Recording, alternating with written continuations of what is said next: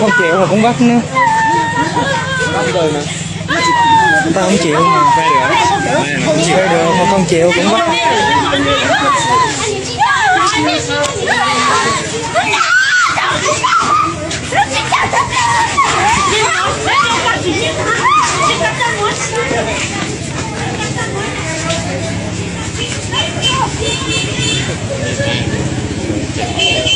Không chịu mà cũng bắt người ta nữa.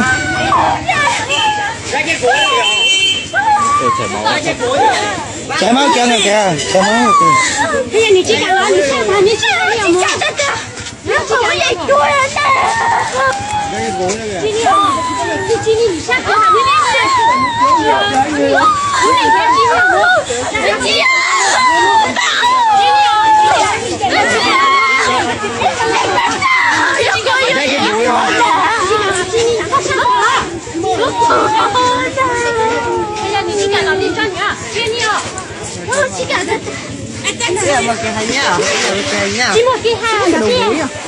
？Không chịu mà cũng bắt nữa ta.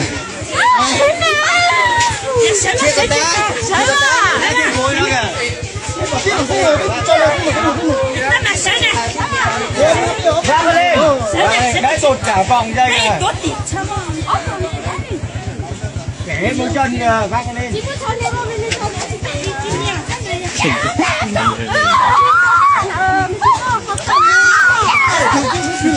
Ở đây về nhà là thành vợ rồi. Bữa về nhà chắc nó nhốt luôn đó. Cái dòng người cơm về nhà nó dở nhà nó chạy.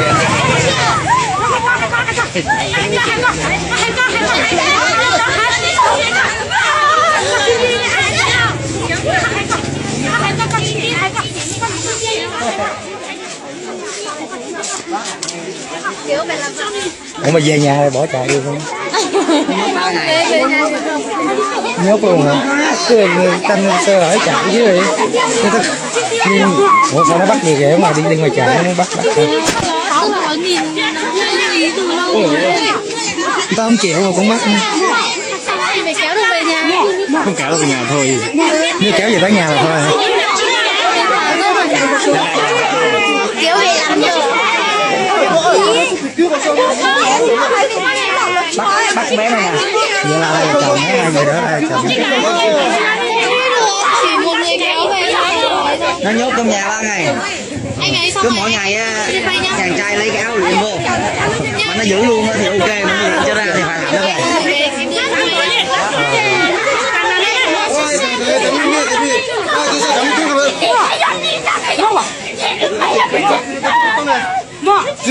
这么咱们别动了，这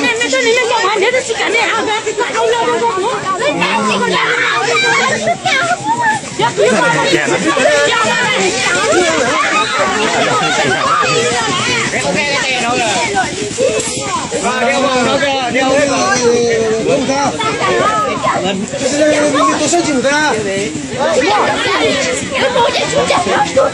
Không chống cự lại được hả?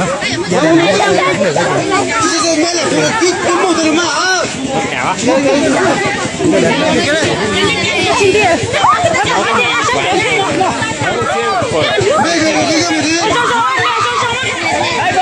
nhưng mà gia đình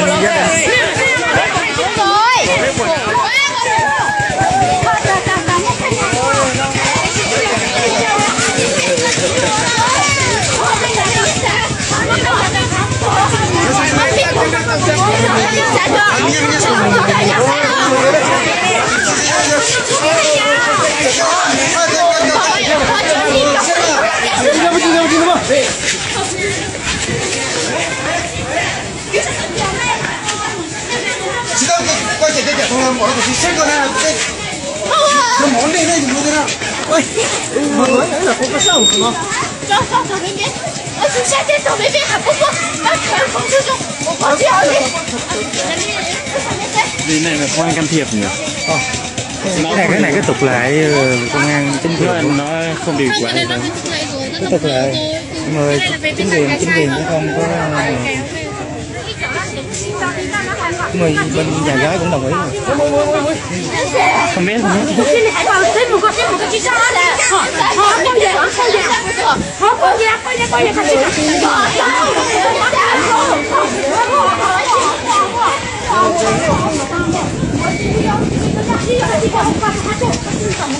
我你马上收片还没下，我这样小朋友，莫，那如果你是怎么去用？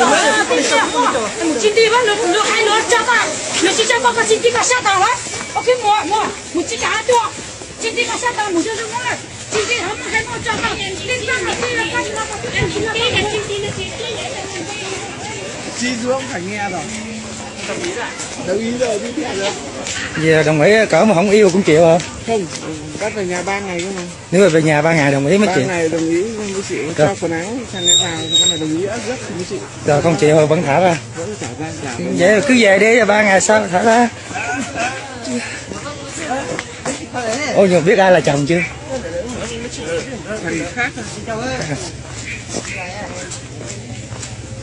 Ở đâu vậy?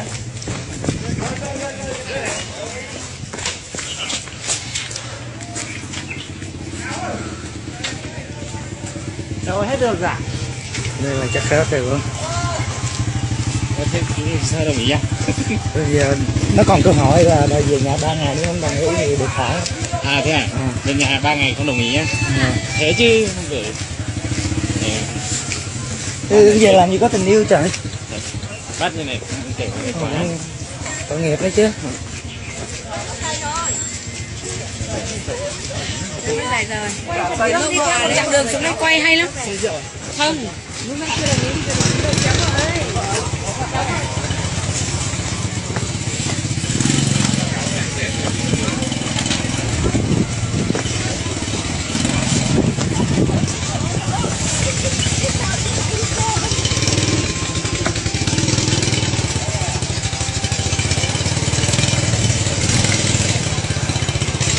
Alo. Đợi tao một chút, tao đang coi cái lễ kéo bắt vợ cái, tao đang ra kia. Rồi.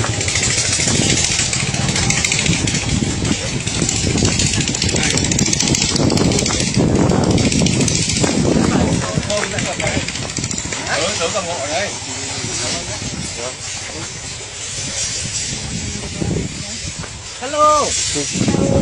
This is the traditional Pinatu wife.